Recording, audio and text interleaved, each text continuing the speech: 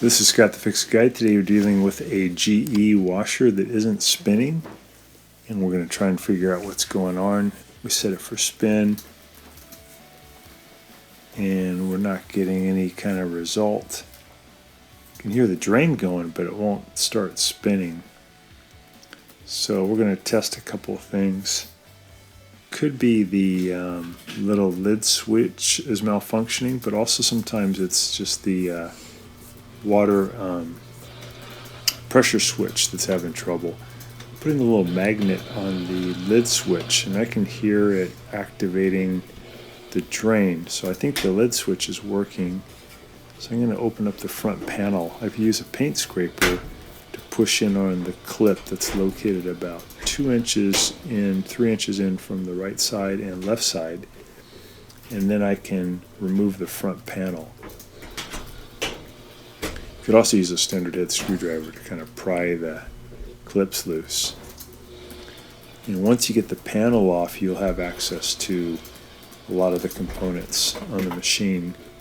The one we're looking for, though, is a little tube that goes down to the tub, and that tube is used to help the machine figure out if it has water in it or not.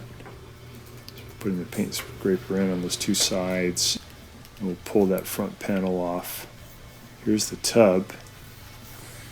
Over here on the left side is the little tube that goes up to the pressure switch.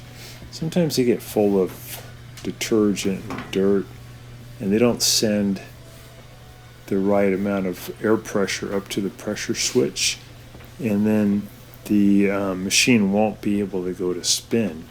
It has to think that there's basically no water left in the tub before it'll try to spin.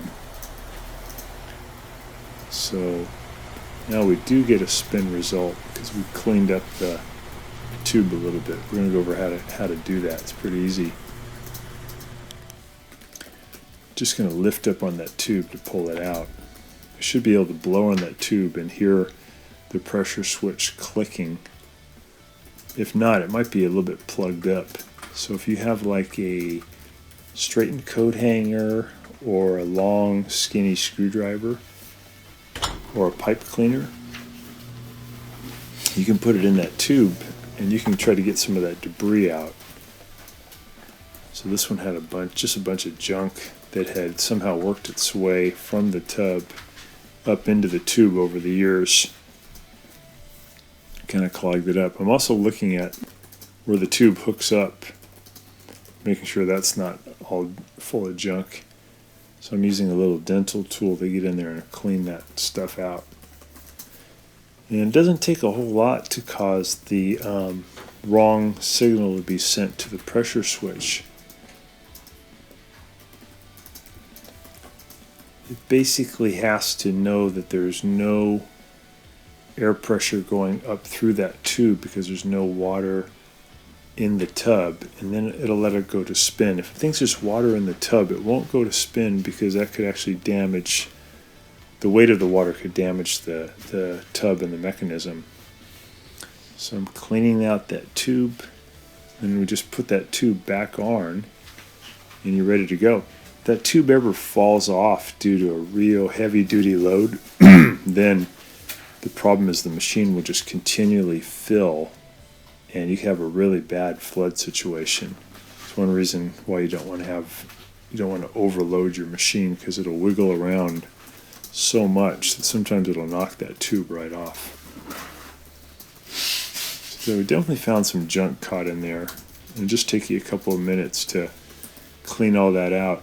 Again, one thing you could do is just blow in on that tube, and you should hear up in the upper left-hand corner of your machine a clicking sound, and that would be the diaphragm on the pressure switch being clicked in due to you putting air pressure in there.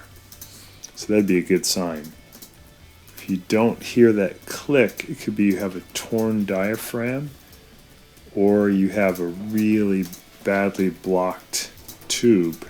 And either way, you got to take care of that, because if the machine can't tell how much water is in there, it could either overfill or in this case it won't go to spin. So I put the tube back on after I cleaned everything and put it all back together. I'm going to take it for a test to see if it's going to spin okay.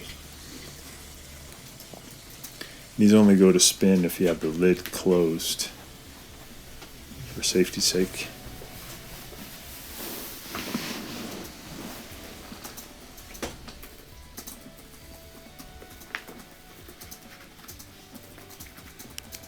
So we're going to put the front panel back on, put it on the little legs on the bottom, and just push in, and the clips at the top will hold the top in position. There we go.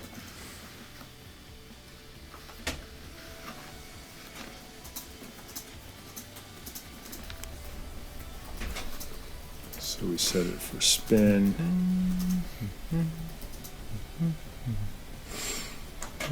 Give it a little test.